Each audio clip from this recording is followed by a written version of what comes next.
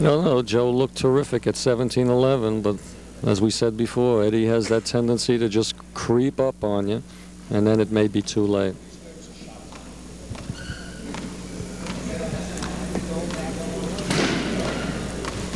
Of course, we always want to thank Mr. Seymour Baker for his photographic efforts here. It's off. Booby, it's off. And here comes Can't stop though. Morris Franco going by the camera. Ruby can't stop. They can't stop. Can't stop. Since this microphone is still on, I'm going to keep talking. There's Herbie Seltzer after 30 years trying to practice a new shot. Imagine that. Why can't they leave well enough alone? Seymour knows he's on camera now. I'd shake his hand, but I see he's busy.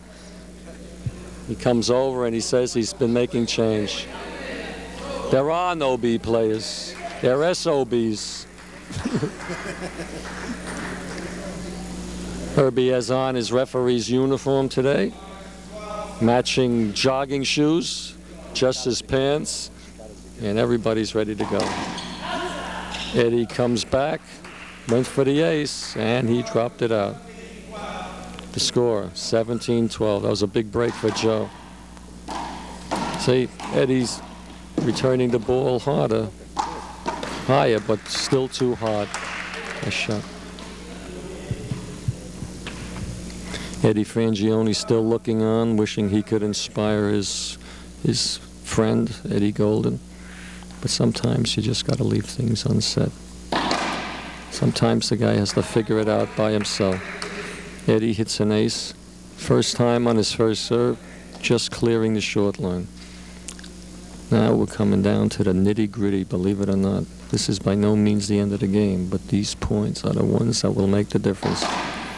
Joe has to hold, Eddie has to keep moving.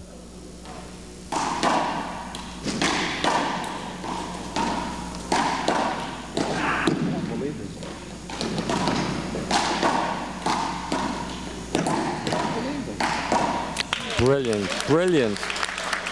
Joe was a little tense there, but he kept his concentration. He marveled at Eddie's returning the ball, but he still kept the presence of mind to end the play, which is what he's supposed to do. Your opponent is there in the finals to cause trouble. He's not there to lay down. You got to keep that in mind. He's entitled to score points. That's why he's there. So don't let it upset you when they start scoring on you. Just do your thing, and if you're the better player, you should come out on top.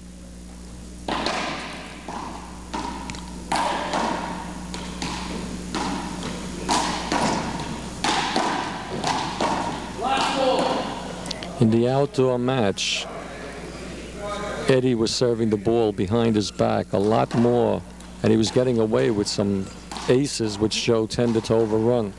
In this whole match, this is the first time that Eddie has hit the ball right behind his back, close to his body. See, he disguises the ball, and that's a big advantage. He's only done that once this whole match. Let's see if he does it a little more. He tried to do it there, but the ball didn't clear the short line.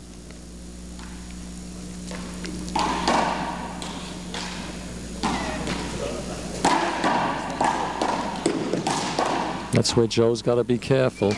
When he loads that ball to the right, he can't assume that the play is over. That time he was alert, he paid attention. Eddie did get the ball back, and Joe was able to hit the ball to the left. Now when asking about the timeouts again, Joe is getting a timeout.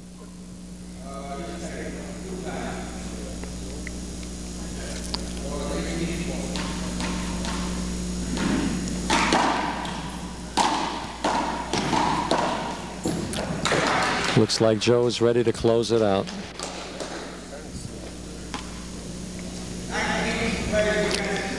That's why he's the champ. And he's got to concentrate. There again, he returned it high.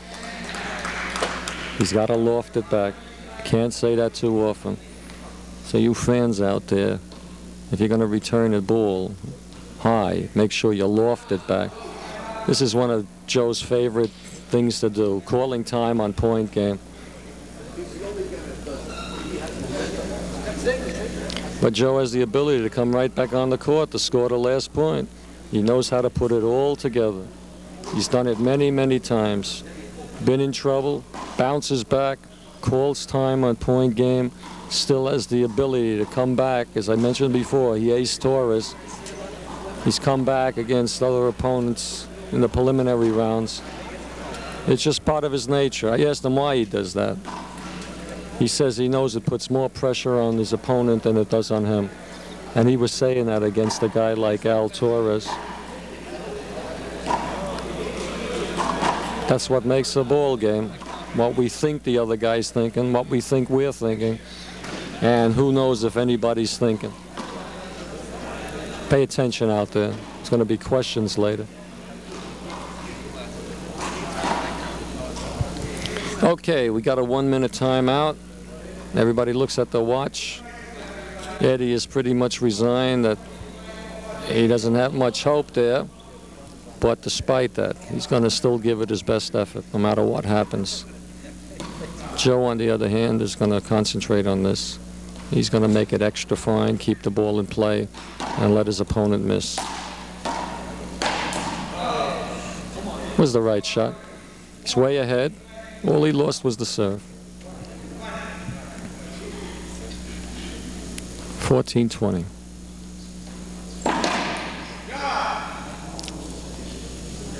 We hear a groan from the audience, but it looked like it was short. This is the first time both men have gone to a soft overhand volley. Strange to say the least. Eddie Frangione says on the side, one at a time, and that's the only way you're going to score them. These are very key points. This is when Eddie's at his toughest.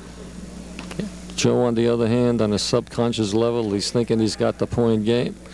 He's probably reflecting on the lost opportunity on the kill shot. If Eddie puts a couple of shots together, who knows what can happen. I still favor Joe to keep going on because he's got the game. He's got the game plan. He's got the generalship. So far as I know, Joe never has any doubts about the outcome of the game. He's always going to win. He's going to score every point. And probably when he looks at the scores,